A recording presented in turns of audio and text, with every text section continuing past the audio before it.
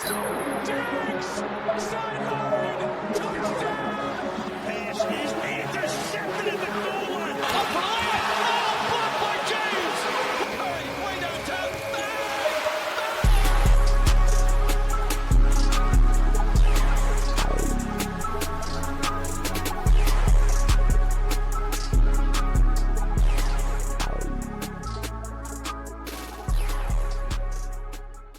Welcome back to the 2020 podcast, where hindsight is 2020 and the takes are 10 out of 10. If you are a returning listener, we do love and appreciate you. You know what today's show is all about, and you know where to find us. If you're brand new here and you don't know who we are the 2020 podcast. I'm your host, Jacob. This is your co-host, Drew. You can find us at the 2020 podcast on Spotify, Apple Podcasts, YouTube, and TikTok. Steal your friend's phone, subscribe on there as well. Make sure you're subscribing, liking the video, the whole nine. We do appreciate it. If you're on Spotify, rate us. It's going to help us tremendously. If you rate our show on Spotify, it pushes it to other people. And again, you're brand new here. You don't even know what we're about. Hey, we have a NBA show. If you're not into the NBA and you more in the NFL, that's totally fine. On Tuesdays or Wednesdays, depending on when we record, we do have an NFL show that comes out, unless your cat spills water on your computer and your co-host has to lend you a brand new one. So we do appreciate that, Drew, for having the show go on. If not for him, then we would not be doing the show today either. Before we do anything with the NBA, Drew, same questions as usual. How we doing? What's up, man? Did you see the news today on the All-Star game and the plans that they're talking about to change it? I'm guessing you didn't, because you I look didn't like a see little any of the plans. blank. I saw the headline saying that they were planning on discussing it in a couple of meetings, and I've seen that they've had a couple of discussions, but I didn't see any of the proposed changes or what they're looking at. Yeah, so for future reference, if you see a headline, if you click on it, there's generally a story attached to the headline. You could read the story. So I have and a then you job, could be all caught up. and I know that sometimes it's hard for people who don't have jobs to understand. All right, what are we talking about for the All-Star game? Yeah, I mean, it sounds like it's super like beginning stages of it, but it sounds like Yep. they are going to draft 4 teams. So you're essentially going to have 3 teams of 8, and then the winning team from the Rising Star games. And then they're just going to do basically Team A plays Team C, Team B plays Team D, and then Okay. they play each other in the final, which I don't know how you feel about it, but that's interesting to me because I will not tune into the NBA All-Star game for absolutely anything unless Ben McLemore is in the dunk contest and he does terribly, All right. Or Jaylen Brown's in the Peja dunk contest. Stojakovic. Jaylen Brown's in the dunk contest and he does terribly. Yeah, no, I'm there with you. Unless it directly reflects a king being in it, I'm not Yep. interested. So I'm with you. anything they could do to switch it up, I don't give a shit about any All-Star games. Baseball, don't care about the home run derby. The Pro Bowl or whatever the hell that's become, don't care about any of it. To be honest with you, even the awards don't mean anything to us anymore. The Pro Bowl's a joke. Mac Jones was a Pro Bowler. The All-Star game nominations are a joke. Obviously, Yep. all we really care about is the All-Pro teams and the All-NBA teams. But Absolutely. kudos to them. At least they're not sitting on it. They keep trying to make a change. It seems like every year they try to tweak it a little bit to, last year, the 3-point contest with Steph and Sabrina. Thank you. Yep. God, I'm going to look like a pig. And I swear I knew her name. I do actually probably watch more WNBA basketball than 90% of basketball fans, just because for some reason I get the Las Vegas Aces locally on YouTube TV, and they just happen to be fantastic to watch. So I tune in. But yes. Yeah. So kudos to them. So that's going to be exciting. Hopefully we got the in-season cup or whatever the hell they're calling it this year. And then stuff to look forward to. Absolutely. Anytime the NBA is going to continue to make more and more moves, it's going to be really exciting for that. The NBA pushing for change and evolving. That's what the sports have to do. The people change, the players change, everything has to evolve. And with how long players want to play nowadays and they want to protect their bodies and they don't want to retire at 30 years old, totally understand it. It's good that, you try to make it a little bit more competitive because they weren't wanting to be competitive. So try to make it some flair at the very least. So I do think that's fun with the Rising Stars being able to play. one of those teams as well. I think that'll make it pretty competitive. I think the young guys will want to push the older generations a little bit further. And we get to see anytime there's a new up and coming rising star inside the NBA, and we want to see them play some of the best, and they can't grab a spot on the team. You have the rising stars at the very least. So I think that's pretty cool. For the show, getting on with it. For our topics today to look forward to, we have Luka and the Mavs. It's a trending topic that we always seem to talk about. It's always very exciting to hear the comment section. We're going to talk about Wemby and his 50-point game, but we're also going to go ahead and rank the 4 youngest players to have a 50-point game. And then we're going to talk about Ant and the Minnesota Timberwolves and kind of how they've been doing so far to start the season. We want to talk about dark horse contenders for the playoffs for the East and the West. And then we need to discuss at this point the Pelicans injury bug, because it has been horrible to see for them. Maybe not for Drew, since they seem to whip that ass all last year. But starting at the top, we're going to go ahead and talk about Luka has cost the Mavs 2 games essentially because of the defensive woes early in this season. Obviously, 2 games doesn't matter too much in the grand scheme of things, but it's stuff to at least keep an eye on. And, we got to talk about something. The Dallas Mavericks lost on Thursday night against the Utah Jazz by a score of 115 to 113, as it was the Mavericks' 4th consecutive clutch loss. The Mavericks were without Kyrie Irving and PJ Washington. But for me personally, this really isn't an excuse you're going up against a Utah Jazz team who's coming into the game that they're 2-8, and the personnel on paper, your team is still a lot better than the Utah Jazz, even with missing 2 guys like that. When the fourth quarter came rolling around, the Mavericks clawed their way back from a 16-point deficit behind some pretty good defensive plays from Najee Marshall and Jaden Hardy, and Klay Thompson hitting a clutch 3 with 27.1 seconds. All of that goes out the door when Luka gets caught lacking defensively on the next ensuing possession. Clarkson was dribbling the ball at the top of the arc, trying to waste some time. And then, obviously, as most people do, attempting a shot with the shot clock very, very low. But instead, he zipped the ball past to John Collins for a wide open game-winning dunk. So that was Luka's man. He was caught looking at assistant coach Sean Sweeney instead of being engaged defensively. And this was not the first instance of Luka getting caught looking and not really playing defense in this game alone. Earlier in the fourth quarter, you had Colin Sexton kind of just blowing by him and Luka just like standing there. And the fans, I can hear you already. Mavs fans, I can hear you. There was a switch. You're supposed to switch. What are you switching? There was no screen. He ran by the dude. He didn't even try it. It was a simple pull-up mid-range jumper for Colin Sexton, and he didn't even try. So this isn't the first time in this game that he was called out for his defensive woes. And we know that Luka is not known for his defensive prowess. At the beginning of the season, I mentioned how Luka looked like at the end of last season in terms of the playoffs against the Clippers and against the Wolves. He looked like he was starting to become an above average defender, showing flashes, just flashes throughout the most of the season. Not so good, very below average, very low effort. And it seems like we're back at square one with Luka after giving the Mavs fans a lot of hope that he maybe turned a new leaf and he was going to be above average. Now, at this point, he's back to square one, and we're seeing same old Luka doing the same old things. And again, this is one game. The other game was leaving Derek Lively on an island with Steph, and Steph cooking him up. And that's all because you made the switch and you didn't play defensively on Steph. And, he cooked Derek Lively the same way you cooked Rudy Gobert and you screamed and yelled about in the playoffs. So again, back to square one right now.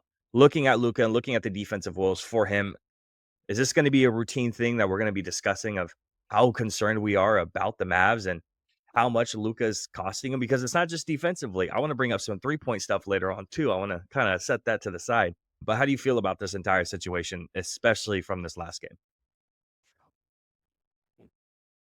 Can you see this? It's a little small here. Let me pull it up. I got you. Luka on offense versus Luka on defense. Yep. yeah, exactly. Yep.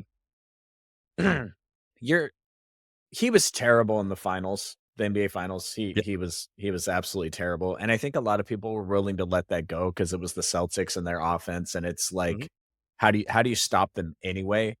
But Luka's not just bad on defense right now. He's just not engaged on defense right now. It's one thing to be a bad defender. You know who's a bad defender is Kevin Herter.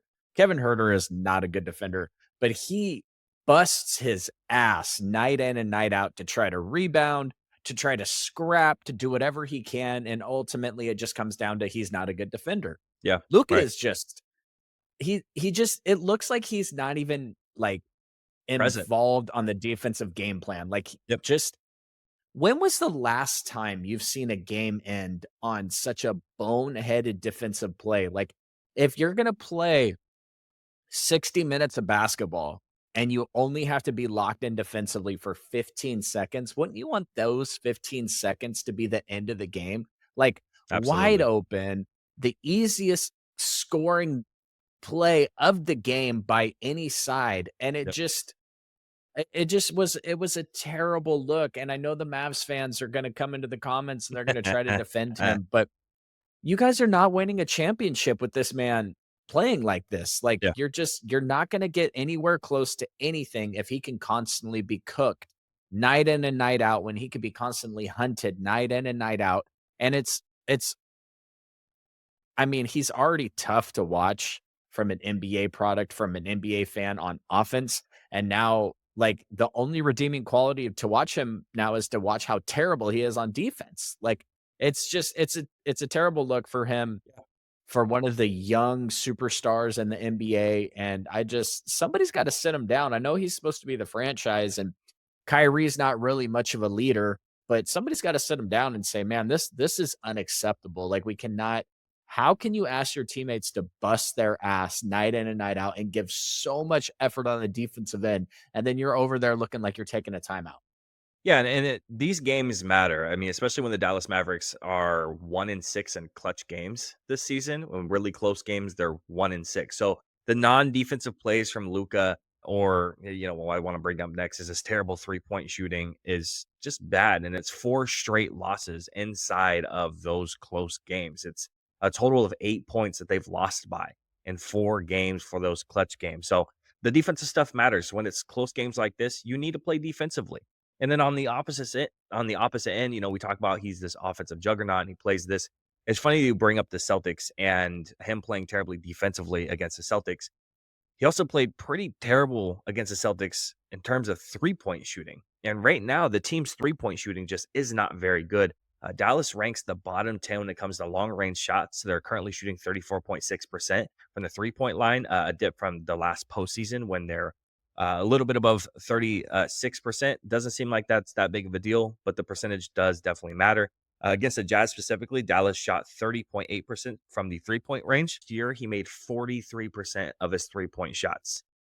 He has shot below 30% from long range over his last 3 games. So again, not only I can hear again from the fans, I can hear you guys already. You can, if you want to just like look up our Mavs videos, it's totally cool. Go in and comment on it again, because I think that was funny because of some of our most popular videos.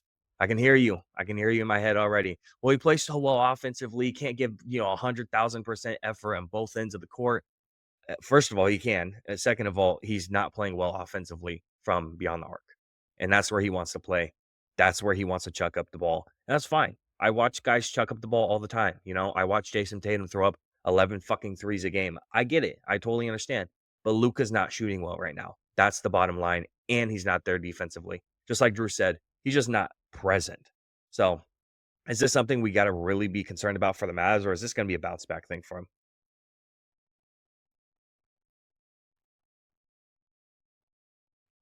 That can't be a real quote. It just can't be a real quote. Okay, good. That's not a real quote. It's not.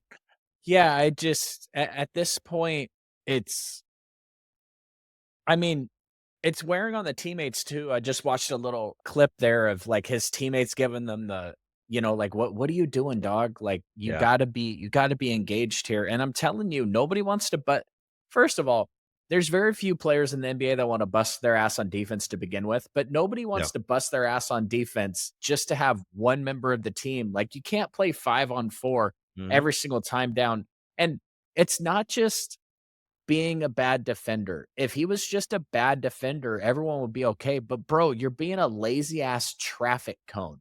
They Yep. might as well put him in an orange jersey and just go stick him in the corner because now like teams are just going to hunt him. They're going to hunt him. They're going to hunt him. They're going to hunt him. And Yep. if you're not putting in any effort, I don't know. I guess that I mean, the Mavs aren't really even doing anything this season anyway, and we know that the only reason why they made it to the finals last year is they just got hot at the right time, but Correct. it's just a terrible look for them, and I don't know how you can possibly, how does he stand up in front of the team to get them, like, how do you be a leader on that team when you're playing like this? I don't think it's possible. I think the first thing you got to do is you have to take some sort of personal accountability if you're Luka. If you can't do that at this point, having a conversation with the team is totally pointless because you can't say words that you don't mean because the team's going to pick it up very quickly. And if you lose the locker room as someone you're supposed to be a leader, you're gonna lose the team and you're gonna lose the season because no one's gonna give a shit and they're gonna stop playing so hard. So I think that's what it starts with. It starts and ends with Luca taking responsibility, having a conversation with the team, and turning this whole thing around. It's with him again. I know you guys were missing you're missing Kyrie, you're missing PJ, you're missing a couple key guys, but it's Utah. We gotta take a step back and not just say it's just Utah as well, but it's been this season. And and we could have easily came on and spent this Mavs segment, which we have not even mentioned 1 second of the Klay Thompson back to Golden State game Right. because of how bad Luka was defensively against it. This is the Jazz, okay? This Mhm. is not the number 1 offense in the NBA. It's not the number 5 offense in the NBA. This is the Jazz, and Yep. it's just it's not acceptable. Like, Yep. You got and Colin Sexton cooking you. if you're a Mavs fan, you're gonna hop in the comments here, you're gonna defend him, man, then that's fine. You could do that, but you guys are on a 4-game losing streak. You got injuries all over the place. Why is PJ Washington gonna bust his ass to get back early when, it wouldn't be the first time that Kyrie quit on a team when he's out there looking at what's going on the defensive end of the court. Yeah. So just this one's red flagged for sure. All right, we're gonna go ahead and have to keep an eye on it.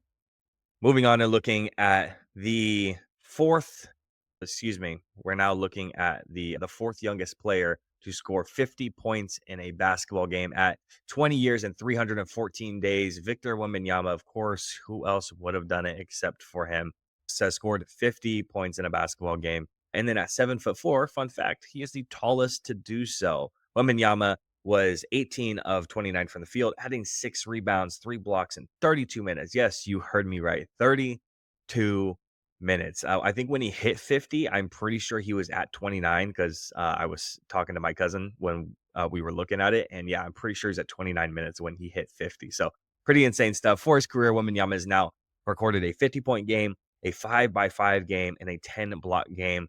Just 3 other players have done that. That's AD, that's Drew's favorite player right there. Hakeem Olajuwon and David Robinson can all lay claim to those accomplishments since blocks became an official stat since the 73-74 merger.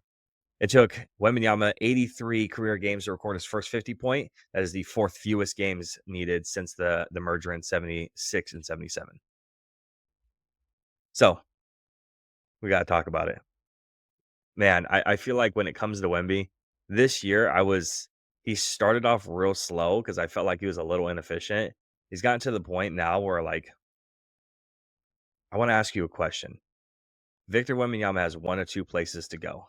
He could be KD or he could be like Giannis. And he's kind of playing like KD with how he's shooting beyond the arc right now. How do you feel about something like that? I don't know if there's a comparison That's the best you could acceptable do. Yeah. for Wemby at this point because he's a much better shooter than Giannis, and Yeah. he's already here so early into his career. And I don't know if there's a comparison for Wemby. You know what? Honestly, if I devote a lot of brain power to thinking about Victor, you know who I think about? And I don't mean to put a storm cloud on this podcast, but you know who I think about when I think of Wemby? I think of Yao Ming, and I think about the feet injuries and the stress fractures because Like humans were not built to be that big and have that much weight on their feet. Yeah. And I think about some of these athletic freaks. I think about like Zion, and Yeah. I just say to myself, instead of getting wrapped up into me comparing Wemby and what he may be 15 years into his career, I'm just gonna watch and I'm gonna be astounded. I'm gonna enjoy it because Yeah. we're not guaranteed to get 15 years out of this ball player. And I hope we do. But every time he does something crazy, every time I see now, obviously he's much more athletic. He's got a much smaller frame than Yao Ming, but it's just when you're that big, the stress fractures in your feet, that stuff just comes on so quickly. So I don't know if there's a comparison. I do think that this list of players that have scored 50 is freaking hilarious because you basically have 8 superstars and then a mixture of Brandon Jennings and Kevin Porter Jr. on there, which is fantastic. But it's definitely a great list to be on. I think if we had had this podcast a week ago, we would have said something along the lines of like Wemby's shooting too many 3-pointers. Like he's shooting Yeah. 28% from Yep. the 3-point line. It's not a good look. He needs to, especially since his post game is super underdeveloped. He doesn't look like super great down there. Now I just Yeah. watched him play against Sabonis and the Spurs won. They did beat the Kings, but he didn't have much in the post with Sabonis, but he was knocking down those threes like crazy. So Yeah. I'm with you. Um, on top of talking about Wemby, what I wanted to throw in here as well is for the 4 youngest players that are being mentioned, I wanted us to go ahead and rank those 4 performances. So again, 4 youngest players that have a 50-point game. We have 4 guys: Brandon Jennings, Devin Booker, LeBron James, and now Victor Wembanyama joins that list. Drew, we can go ahead and start off with number 4. Drew and I haven't talked about where we have this, our rankings. I can start or you can start. Totally up to you. you go first. All right, so surprisingly enough, I'm gonna put LeBron at 4 for his 50-point game. And man, I'm LeBron stands here, so the kind of I was like, oh yeah, he's gonna be like 2, 1, like 3. Like he's not gonna be last, but I ended up putting LeBron at the 4 spot. It didn't really have a lot to do with how bad the performance was or field goal percentage. He still shot 50% from the field, 50% from 3. He grabbed 10 more boards, 5 assists, like 2 steals. I It's just about what everyone else did in a shorter amount of time or better field goal percentage, or all 4 of these performances are elite performances. I just felt LeBron's was just a little bit shorter off the mark compared to the other 3. So that's at my 4 spot. Yeah, I got LeBron at 4 also, and I don't know, I feel like in a bubble, maybe his performance should be higher, but it's LeBron, you know? Like, he's had, like, 4 consecutive triple doubles now, I think. He just set a record for that, and you're just like it's like, "Yeah, it's LeBron James. He's the greatest basketball player in the world." Like, "Yeah, it's LeBron James. He's the He greatest said basketball player in the it world." was it was 3 in a row, and he beat his own record for oldest player to have 3 in a row. Whose record was it before? Oldest player to have 3 in a row? Yeah. Bill Russell? Nope, it was his own record from 5 years ago. 30 Oh, 30 35 years old and now doing it 40. So that 5 makes years ago, sense. man, it's crazy. Yeah, but again, yeah, Braun at 4 for sure. Plus, I remember LeBron when he came into the league. I know you're a little bit younger than me, but his first game was against the Kings, and he was already anointed. You know what I mean? Like he was Chosen one, yeah. already like, this is gonna be one of the best basketball players we ever seen. Yeah, Which I don't care what anybody says. That's what makes him so fantastic. Is they put this crown on his head at 18 years old. He's never had an off the court scandal, yep. although Diddy list pending. Ain't no He's party like a never Diddy party. yeah, right? Like he's achieved everything he's ever supposed to achieve. Yep. And it's just crazy how his career has turned out. But maybe the fact that, it's just like they gave Steve Nash 2 fake ass MVP awards that belonged to Kobe because they were tired of giving Bro, and he was a certain guys the runner-up in a award. 3rd one too. Crazy as shit. And so it's like LeBron can't win it every year, so I can't put him number 1 on this list because he's the Right. greatest of all time and everything else, so I'm gonna put him in at 4. Yeah, we give him his flowers enough. We don't gotta do it everywhere else. What about at 3? Um, I got Wemby at 3. I have Brandon Jennings at 3. See, I don't think that Brandon Jennings is a very good basketball player. So the Mhm. fact that he scored 50 in an NBA game In his is 7th game fantastic ever? to me. Yeah, it's legit. Yeah. He I mean, shot he 7 from 8 literally from 3 too. that dude was not even let's do the math. Brandon Jennings, He was 2K only legend. he was only 336 minutes into his NBA career, and he had the best game of his career. And it's funny because then he never even really like, you know what I'm saying? Like this isn't there's some other guys on this top 10 list that went on, Amari Stoudemire's on this top 10 list, like uh Paulo's on this top 10 list Yeah. for a 50-point game, right? These are players that went on to do great things, and then you have Brandon Jennings, and you're just like, oh Hey, man. yeah, Hey, I forgot about that. if we're talking about guys who peaked as early as you can, who's the earliest guy that peaked? I don't know, did someone drop 40 in their first game? It's like Michael Carter Williams. Oh, Michael Carter Williams, that's Yep. right. Against the Heat. Yeah, man. Rookie of the year was like a Madden curse thing for a while. It was like you didn't want a rookie of the year. Right.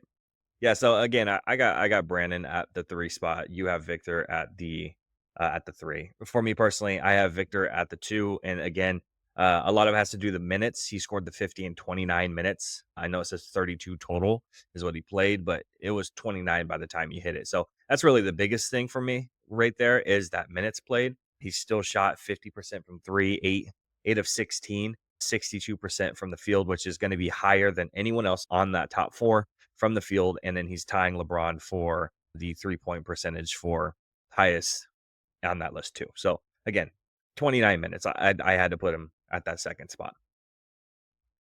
Well, I'm glad that we both agree that Devin Booker's number one, especially since he did I it would hope against so. the Celtics. Yeah. Well, I mean, you got to give flowers where they're due, man. No matter Pretty what. sure they lost that game though. I'm pretty 90% sure. I think the Suns lost to Boston in that game. Yep. What's crazy about that game? Do you have the stats in front of him? Did in front of you? Didn't he only make 3 or 4 3-pointers in that game? Like I think he 4. shot like Yeah. 40 free throws. How many free throws did he shoot? He had, let me scroll over. He had 24 made free throws. Yeah, Y'all couldn't 26 stop shots. fouling the man. You Yeah. just couldn't stop fouling the man. So Yeah, that's what nuts. what what year was that? 2018? 17, if memory serves me correct. Jeez. Yep, 17. Gee. Double check on that one. Yep, March 24th, 2017 is the exact date. Yeah. That one's definitely a little bit more vivid than the rest of them for obvious reasons for me. So, yeah, definitely. It's funny. Honestly, I don't remember the LeBron game at all. There's just so many awards, but there's only been 11 70-point games in the NBA. So how could you forget one of those? Absolutely. Yeah, I'm there with you. All right. Moving away from Wemby, I want to go ahead and start the discussion about Anthony Edwards' pretty incredible run at the start of the season, but the Wolves season as a whole so far, and a little bit of the struggles. They're 6-6 as of this recording. There's like 14 games on tonight or something like that. It's crazy. So there's a lot going to be happening by the time this Yeah, recording we is got to get hopefully ready to done. light this beam. Who is Um, Minnesota playing tonight? oh, is it you guys? Yeah. But starting off, it's 12 games. That's it in an 82 game campaign. But this is objectively for the Wolves specifically kind of been a rough stretch of basketball for as much team talent that they possess. And he's not used to. We might see a dip in Ant's production because he's not used to doing though that many shots in one game. They're going to clog the paint for him. So I wasn't sure how it's all going to mesh. And they have struggled, and there are questions, but Ant's very far from the problem. Even with the inconsistency that is there, losing back-to-back games to a short-handed Blazers team that was missing DeAndre Time Lord and Robert Williams and Anthony Simons is just inexcusable and just kind of worrying at the very least. The latest defeat wasn't really that much about turnovers, which was the massive issue in the 2 previous losses. This one was more of a total night off from long range, which just talked about Ant shooting the 3 ball. And That's okay. You're going to have a night off. Again, Celtics fan here, watching them shoot as many threes as they have the past couple of seasons. You have off nights. And that's what the Wolves have done just this last game. They just had an off night. When you shoot that many threes, you're committed to it. You got to keep throwing them up at the end of the day. But that's not really the worrying part. The more concerningly part overall is they were beat on the glass and they were bullied by a rookie center, Donovan Clingan, 17 points, 12 rebounds, 8 blocks for the second night in a row. And this team didn't really show any of the defensive intensity that was the hallmark of last year's team in this game. So kind of worrying about what we're seeing from the Timberwolves again, back-to-back losses to the Trailblazers. I would say pump the brakes on, pushing the panic button for sure. Ultimately, as rough as these couple games have been, you're still 13th in offensive rating. You're 9th in defensive rating. You're 11th in net rating this season. You're talented. You just need to address a couple of things, a couple of issues that you're going to have going forward. Again, the night off shooting is going to happen, but address a couple of the small things. At the end of the day, this is not Ant's fault.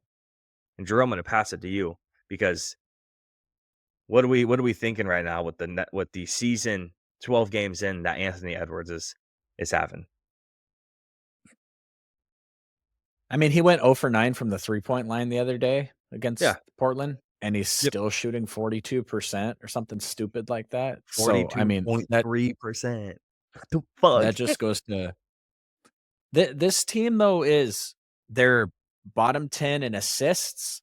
They're turning the ball over too much. They're not getting any block shots. They're not getting any steals. Their rebounding is not great. The field goal Yep. percentages are top 10, points scored are top 10, 3-point percentage top 10, but they're just not, doesn't seem like they're playing any defense. And Yeah. I know I've said this once or twice already. I think it's a little too early for the advanced stats. You know what I'm saying? Like, Right. but when you look at their net rating, it's kind of like there's certain teams out there that it tells the truth, like Denver might be better than we expected them to be this year, despite losing Jokic a has couple of been key players. fucking Yeah. insane. And real quick, They're calling shout out to God damn, what's the head coach name? Mike Malone, yeah, right? my guy.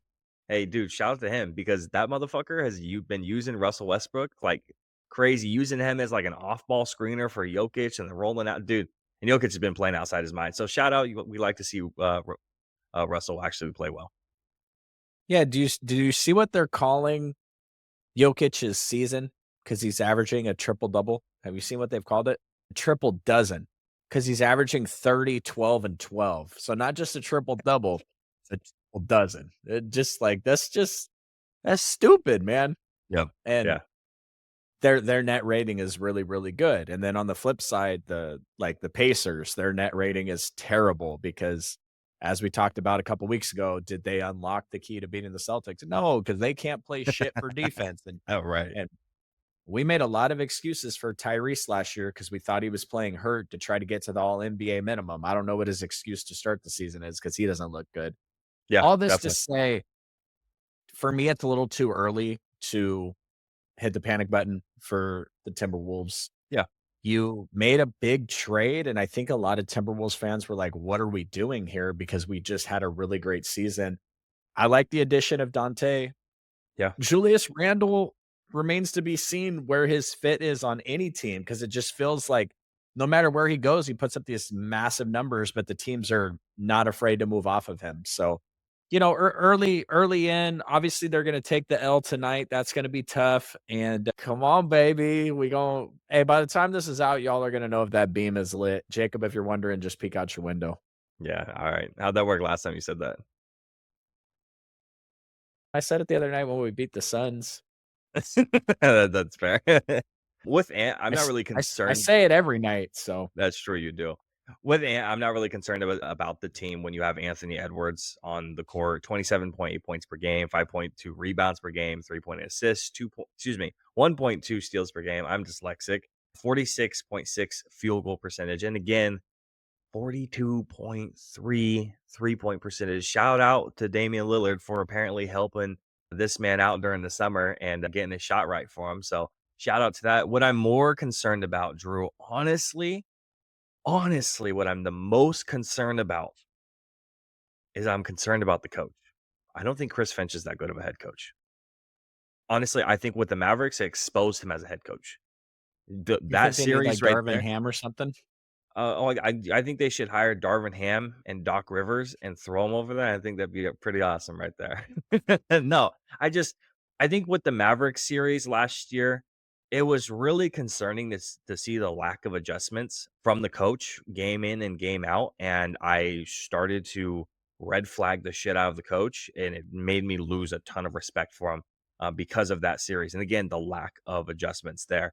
So, uh, I got questions about this team, and a lot of it has to do with what are the adjustments that this team is going to make moving forward in this season, and can the coach make those, and can he implement them? That's my question right now for this Timberwolves team. I think they need Luke Walton. Think they need Luke Walton? You assembling the Avengers, dude?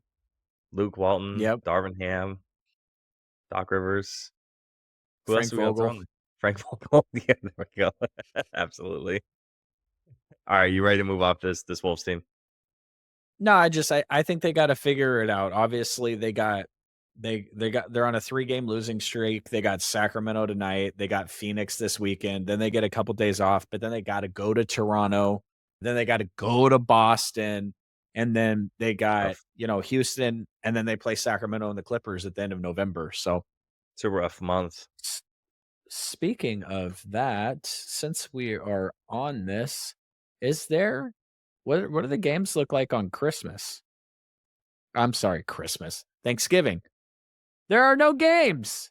Wow, they really just bow out to the NFL, don't they? They're just like, "Yeah, we're just gonna kinda not do anything here because you know, Da Dallas is gonna be 3-9, but, 50,000,000 people are still gonna wanna watch that over a basketball game." So, That is very, very true. Very true. We'll have to talk about Thanksgiving after this because I'm curious on what you're doing. All right. Let's go ahead and move on. And I want to have a discussion about Drew. Who do you think are the dark horse contenders for the East and the West? I initially said 6 seed or higher. If you want to kind of change the parameters, you're more than welcome to. I got some interesting ones in here. Start out with the East or the West. I don't really care. The East is a little bit easier to get into because everyone fucking sucks. So I think that makes it a lot more interesting. But start where you want to start, and let's have a discussion on it. See if we match up anywhere. let's go with let's go with the East. All right, go ahead. Dark horses. How dark, though? Give me your first one. I wanna see how dark we're going here. I'm Because going. I'm kinda go ahead. No. Are you going? Okay, I'm not going safe. Especially with the East, I'm not going safe. With the West, I'm going a little safe because I Okay, feel like it's like, all right, okay. okay. With the East, I'm going a little crazy because I feel like it's wide open right now, man. As the time of this recording, you guys, we have the 4th seed Knicks. Congratulations, you guys. You still have a losing record, you fucking losers. And everyone else has a losing record. You got Boston, you got Cleveland undefeated. You have the Magic, and that's it for winning records over there. So for me, currently sitting at the number 10 seed, the Detroit Pistons, I have as Oh potential, my god. and Get he the hates it. fuck outta He hates it because God, because you I love love Cade. Cade way I too love much, Cade, man. bro. I do. I'm a fan of this team. They've been competitive. That's why I think it's interesting. As you go look at their games. Go look at their games. They've been pretty competitive with a lot of their scores. I think that they're a team that, maybe not the 6th seed. I mean, it's wide open. It's the Bulls are 5-7 right now, sitting over there. Pistons are 5-8. If this East is going to be this piss poor throughout the season, and they're going to be not great, they could definitely take a spot. Again, maybe not that 6th seed, but I think they could definitely kind of shoe in there at the play-in. You got guys at the bottom like the Raptors, 76ers, Wizards, Bucks. Those teams right there, Hornets. Like, is anyone moving up from there? I don't know. So I went with Detroit at first. I did think it was kinda interesting that old Giannis had to come out and damn near drop a 60 burger on him, and they still almost won the game. So that's, Exactly. 59 obviously for Yep. Giannis, not 60. But, A grown man would have dropped 60. A child drops 59. bro, but Detroit, I just don't even That's fine, bro. See, look, look how close the standings are. We're looking at it. You guys I'm pull it up on your phones. I I'm know you looking can do it. no, I'm looking at their stats right now, and I'm just trying to find a way. I think it's funny because I think that you're gonna hate mine as much as I hate yours, All but right. I'm a big believer of this man as a head coach, and I think that there is a good opportunity for my man to get this team back to the playoffs this year, and that's gonna be the Brooklyn Nets. Oh, actually. Hey, So, I gotta suck it. say, it looks pretty good for the Brooklyn trader now with how fucking bad Mikal Bridges has been playing. You can say what you want, but the offensive, stuff with them and the shot, dude, he just doesn't look good on defense right now. So I just want to kind of throw that one out there. So if you're getting that haul of picks and you're getting rid of him, and he kind of looks good on you right now. Hey, you got Cam Thomas. Hey, long shot to lead the league in points per game. I didn't say he's going to be efficient. I didn't say he's going to have any assists. Hey, that's a long shot though, right? I like Cam Thomas. It's a good score from all three levels. Not an efficient one, but he's a good one, and so he's super entertaining to watch. I like guys like that. Don't forget about my boy Ben Simmons down there, brother. Oh, the Don't guy who forget just got about Ben bent. Simmons. Yeah, yeah, he just got benched. That's right. Ben Simmons redemption tour. Hey, we've been hearing that for a long time.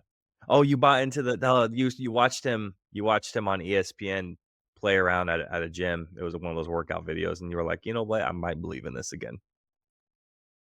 I honestly think if you look at the stats, the answer is probably, I mean, we have to assume that at some point, um, Milwaukee's gonna figure it out, right? I know they're 4-8. Right. Giannis just had to go for 59 for them to win a game. And, you know, I mean, Philly's gotta figure it out too, right? Like, Embiid's not gonna look like a 400-pound out of shape freaking, guy I that have just got off more. the buffet line for the rest of the season, I wouldn't imagine. So obviously the concern right now with the 76ers is the injury stuff. I mean, hey, that's a good coach out there. That's a coach. I have faith in the team. If we're talking about faith in the coach, if they can get healthy and get right, yeah, I definitely think they can go ahead and get back into the playoffs.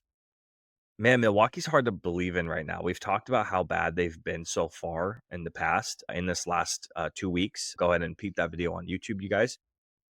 But I'm having a hard time believing in just the coaching, man. Is Doc Rivers going to pull this team out? Like, again, Giannis had to drop 59 against Detroit to beat them. I'm not so sure I have a lot of concerns. And again, all of it has to do with coaching. So I think that who's your honestly, I think the East might just be dog shit this year. Like yeah, Miami's flirting around, but Jimmy Butler might get traded. Atlanta is whatever. Okay, whatever Trey Young does, but whatever. yep. The Pacers look terrible. The Knicks, I still believe in the Knicks. I think they'll figure it out. Yeah, I'm there with you. They might be moving Carl Anthony Towns to try to get Giannis. That would be crazy. But realistically, the top three there, which is weird to think of Cleveland. I don't think we had that projected coming into the season, but Yeah. they've done a great job out there despite not adding much to their roster except for a head coach. You know, Getting Garland a little more involved has been really good for them also. So Evan I don't know. Mobley, I balling, think bro. yeah, I think this might be the East of 2002 where, the Kings and the Lakers played in the Western Conference Finals, and everybody knew that was the NBA Finals outside of the Celtics. You know what I mean? Because Right. I think the Celtics are still the favorite to win it, but they might not have much to go through again this year. Yeah. No, I'm there with you. So who was your second one? Did you mention it? You said Brooklyn. No, like I said, Milwaukee, the 76ers, Philadelphia's not doing, I'm sorry, Toronto's not doing anything. Yeah. Washington's not doing anything. I'd like to see Charlotte make it. That was my other one, which just because I think it's cool because LaMelo's dope. If he's I like healthy. to get LaMelo on yeah, I'd like to get LaMelo on the stage for people to realize how good he is. Yeah.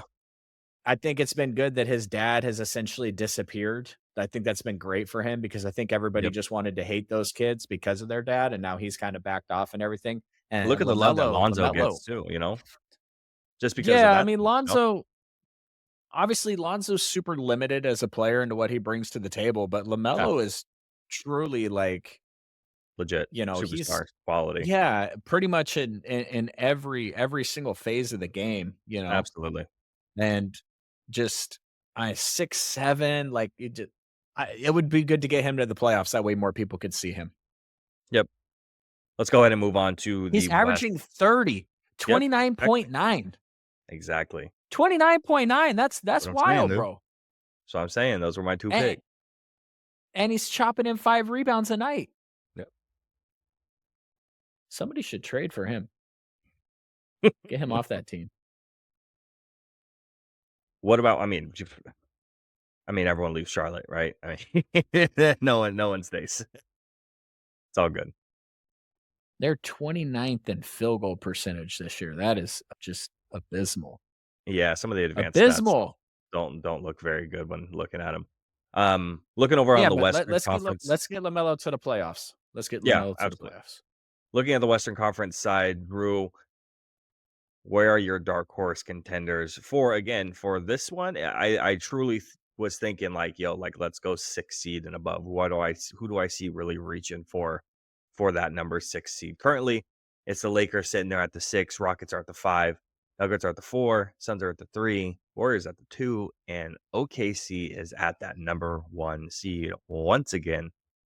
Drew, who do you see reaching for that 6 seed or maybe even higher?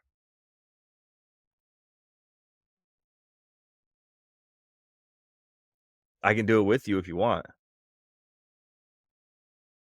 Light the We'll beam. just skip it. We'll just I'm with skip you. it. I'm We'll with just you. skip No, it. I'm here. Like I'm with you. I put it there. We going to the ship, bro. We going to the ship. So yes, of course we're making it to the 6th seed. We're going to the championship.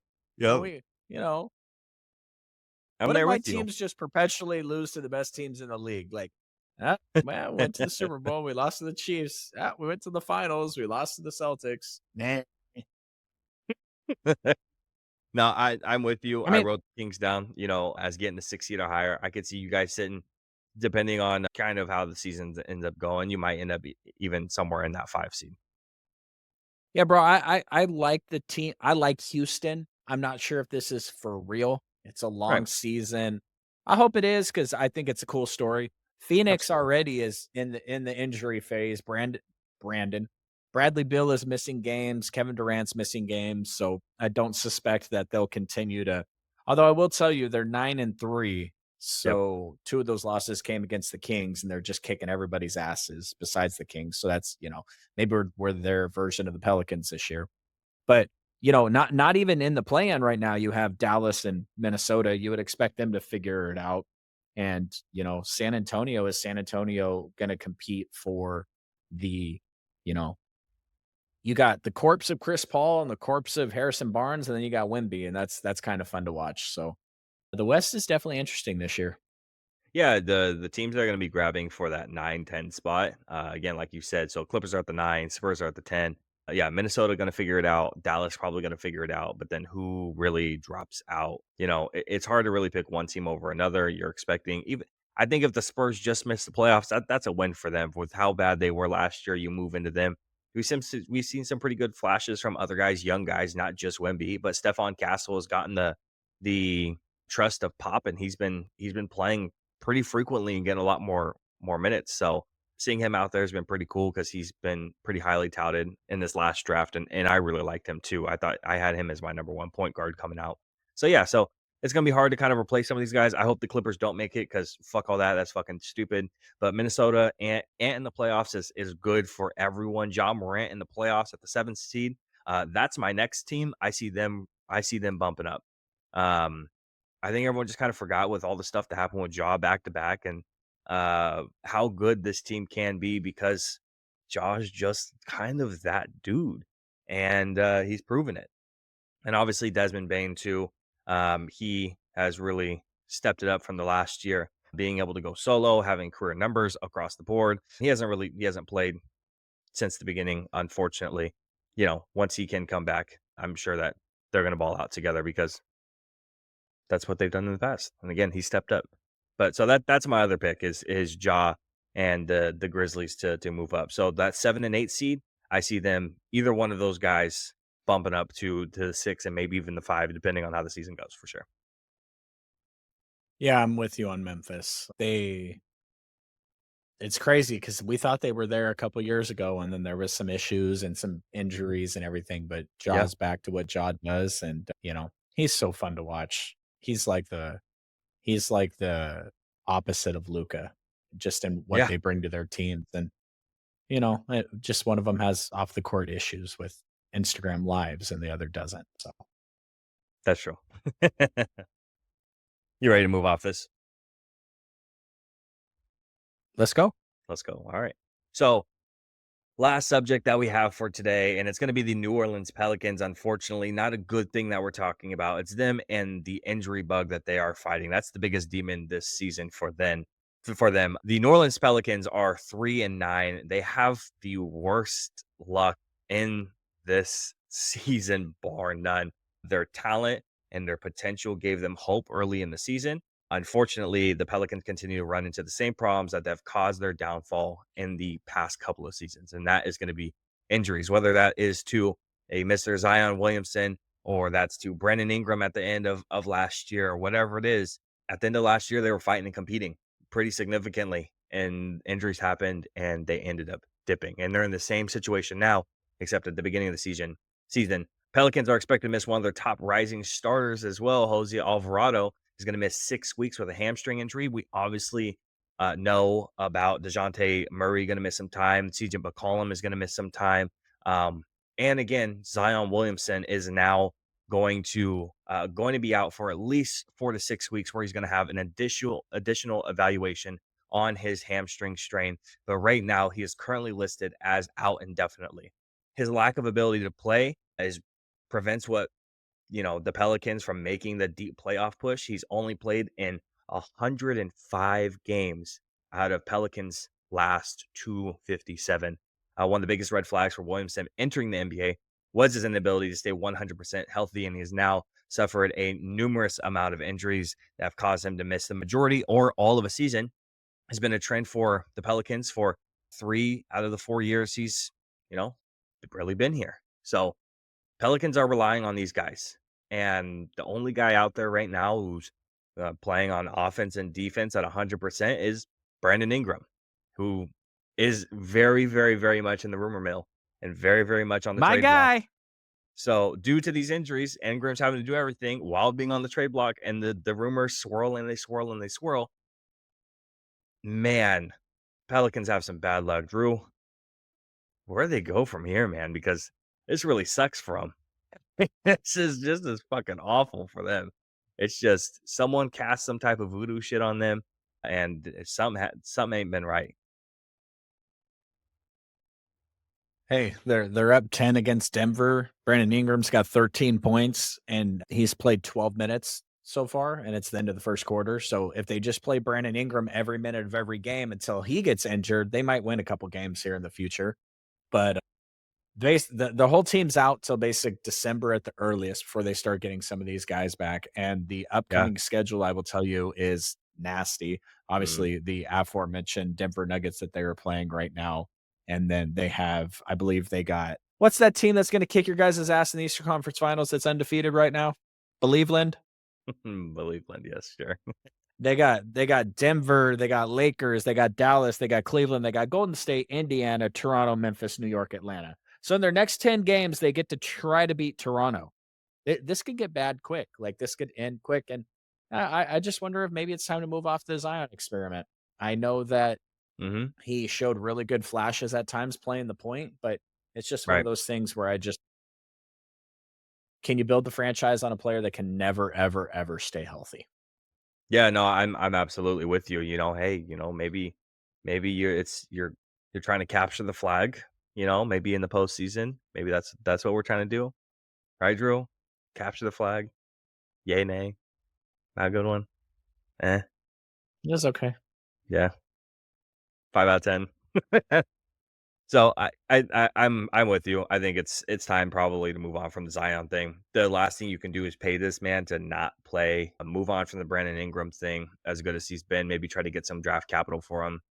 You have a couple of pretty good younger guys there, but what do you do right now? You just traded for DeJounte Murray.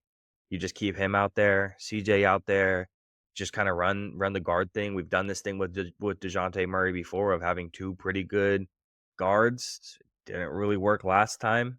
Is it going to work this time? I don't know. I think the Pelicans are probably in one of the toughest situations and one of the toughest decisions that they're going to have to make in the ensuing season. So I'm not sure where they go. I really do feel bad for them because I like New Orleans and I had them making the playoffs before the season started, and just injuries have just kicked their ass. And it's disappointing to see when good basketball players can't play games.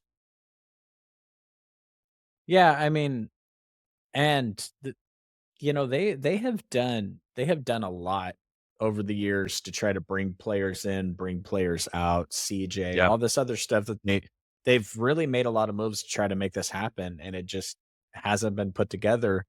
And sometimes that happens. You put right. these rosters together and you think that they're gonna be teams that are gonna be able to take you to the next level, and then the games start, and whether it be by injury or it just not fitting correctly, you just realize that, the roster isn't put together in the way to make you win.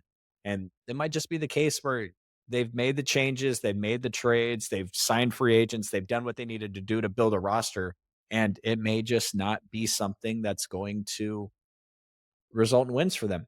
A Yeah. perfect example of that is Milwaukee. You know, you trade for Dame, Hmm. but Chris Middleton has 16 surgeries in the offseason. You're telling me he's going to come back and play at an all-star level? I don't think Right. so. All Lopez out there is 57 and can barely move up and down the court nowadays. Yep. And